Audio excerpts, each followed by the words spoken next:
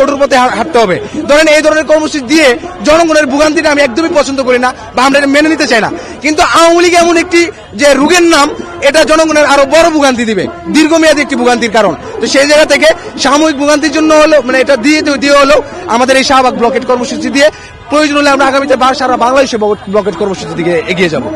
এবং সেক্ষেত্রে বিপ্লবের যে যারা অংশীদার তাদের মধ্যে দেখা যাচ্ছে যে একটু অনৈক্য দেখা দিয়েছে, কিন্তু সেই অনৈক্য দূর করে দলমত নির্বিশেষে আমরা সেই জুলাইয়ের যারা রাজপথে ছিলাম আমরা সবাই আবার ঐক্যবদ্ধ হয়ে এই ভারতীয় এজেন্টদের বাংলাদেশ থেকে বিতাড়িত করব। দেখেন, আমরা অলরেডি গুঞ্জন শুনতে পাচ্ছি যে একটা সেনা শাসনের একটা গুঞ্জন শুনতে পাচ্ছি। ক্যান্টনমেন্ট থেকে আমরা যেগুলো শুনতে পাচ্ছি এগুলো আসলে আওয়ামী লীগের পুনর্বাসনেরই ইঙ্গিত দেয়।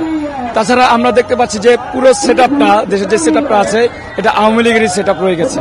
অর্থাৎ আমরা বলতে পারি যে বই একই আছে, শুধুমাত্র বইয়ের কভারটা চেঞ্জ হয়েছে। তো আমাদের পরবর্তী কর্মসূচি হচ্ছে আমরা শাহবাগ ব্লকেট করব এবং আওয়ামী লীগের নিষিদ্ধের দাবিতে আমরা আজকে 33 দিনের মতো অবস্থান কর্মসূচি পালন করছি শাহবাগে। এবং আজকে আমরা রাজপথে নামতে বাধ্য হয়েছি, শাহবাগ ব্লকেট করতে বাধ্য হয়েছি।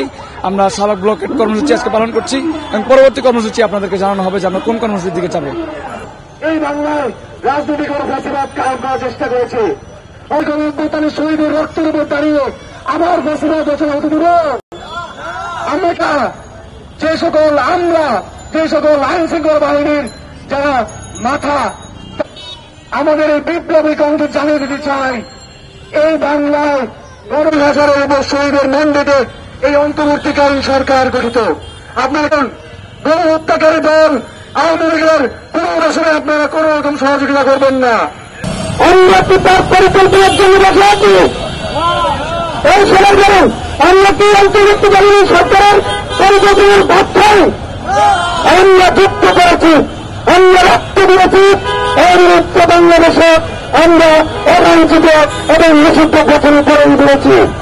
আমরা বলতে চাই এই রূপে পরিবেশের যে কোনো চক্রান্ত এবং রক্ত দিয়ে প্রয়োজনে উঠে যাবে ইনশাআল্লাহ।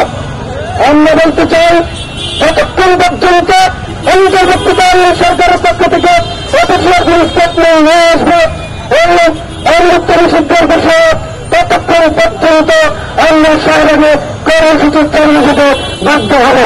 সবাই আমরা সেই দিকে আমরা মন্তব্য ঠিক করে রেখেছি। ধন্যবাদ সবাইকে।